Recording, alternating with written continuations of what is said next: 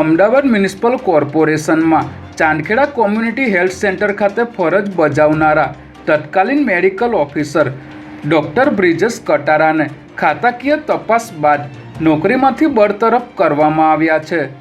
Doctor Brijesh Katara 25 May 2023ના રોજ Chandkheda community health centre ખાતે નાઇટ ડ્યુટીની ફરજ દરમિયાન નશાની હાલતમાં જણાઈ આવ્યા હતા અને દર્દીઓના સગા સાથે અસભ્ય વર્તન કર્યું હતું. ત્યારે ખાતાકીય તપાસને અંતે ગુનો સાબિત થતાં તેમને નોકરીમાંથી ડિસમિસ કરવાનો હુકમ કરવામાં આવ્યો છે.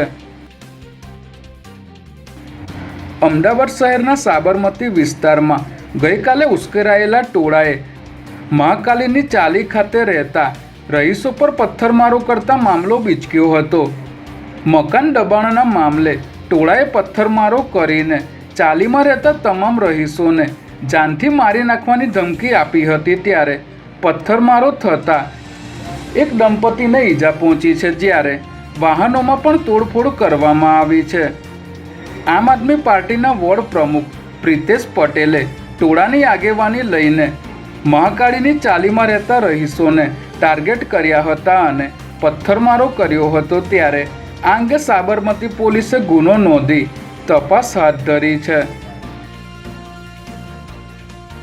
સ્ટેટ જીએસટી વિભાગ દ્વારા જામનગરમાં જુદી જુદી 20 જેટલી પેઢીઓના ધંધા અને નિવાસસ્થાન મળીને 22થી પણ વધુ સ્થળોએ દરોડાની કાર્યવાહી હાથ ધરવામાં આવી છે.